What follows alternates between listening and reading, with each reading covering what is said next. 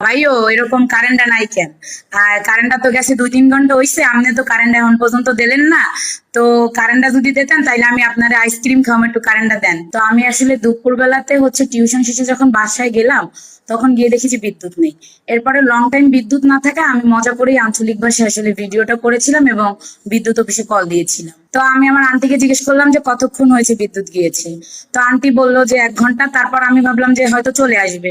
তো আমি অপেক্ষা করতে করতে করতে যখন অনেক টাইম হয়ে গেল, তখন আমি আরিফ ভাইয়ের কাছ থেকে নাম্বারটা নিলাম যে আমি একটু দুষ্টুমি করবো আমাদের আঞ্চলিক ভাষায়। এরপরে আমি নাম্বার নিয়ে ফোন দিলাম। তো ফোন দিয়ে আমি তাদেরকে বরিশালের ভাষায় জিজ্ঞেস করলাম যে ভাইও এরকম কারেন্টটা নাই কেন? আর কারেন্টটা তো গেছে 2-3 ঘন্টা হইছে, আপনি তো কারেন্ট এখন পর্যন্ত দিলেন না। তো কারেন্টটা যদি দিতেন তাইলে আমি আপনার আইসক্রিম খাওয়াম, একটু কারেন্টটা দেন। তো উনি আবার আমাকে লোকেশন জিজ্ঞেস করছে। তারপর আমি বলছি যে গার্লসের মোড়, রোনাল্ডস রোড। তারপরে আমি জানি যে বিদ্যুৎ দিবে না বা কিছু, আমি একটু আসলে অনেক লং টাইম কারেন্ট যেহেতু ছিল না, এই জন্য মজা করে, প্লাস একটু আসলে গরমে একটু বিভ্রান্তকর অবস্থাও ছিল।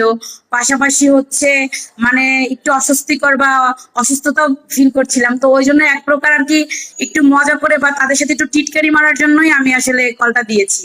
তারপর তাকে যখন আঞ্চলিক ভাষায় বললাম, সেও আমার সাথে আবার তাল মিলিয়ে আঞ্চলিক ভাষায় উত্তর দিল। তার জন্য ভিডিওটা আসলে বেশি রহস্যময় হয়েছে এবং পাবলিক বেশি গ্রহণ করেছে। তো তারপরে তাকে আমি বললাম আইসক্রিম খাওয়ানোর কথা। তারপরে বললাম আবার আপনার আল্লাহরও কিরা, আপনি বিদ্যুৎটা দেন। তো এইসব বরিশালের ল্যাঙ্গুয়েজ গুলো ইউজ করার জন্য আসলে ভিডিওটা বেশি যোগাযোগ মাধ্যমে ভাইরাল হয়েছে। এবং আমি মনে করি অপর সাইড থেকে যে ভাইটি আমার কল রিসিভ করেছিল, সেও বরিশালের ভাষায় আমার সাথে তাল মিলানোর জন্যই মূলত আসলে ভিডিওটা বেশি জমেছে। সো এই তো। তারপর আমি ভেবেছিলাম যে কারেন্টটা দিবে না, কিন্তু তার কিছুক্ষণ পরেই কারেন্টটা তারা দিয়ে দেয়। এবং আসলে আমি এটা আশা করিনি।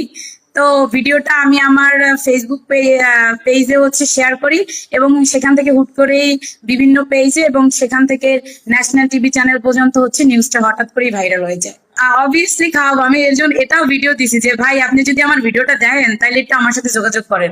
কারণ পুরা সবাই আমার কাছে আইসক্রিম খাইতে চাইতেছে, কিন্তু যেই বেটার আমি আইসক্রিম খাওয়াইতে চাইতেছি সেই বেটার তো আমার ভিডিও দেখে আমার মধ্যে নক দেয় নাই। আমি তো আইসক্রিম না, আমি আরো ভালো মন্দ অনেক কিছু খাওয়াবো।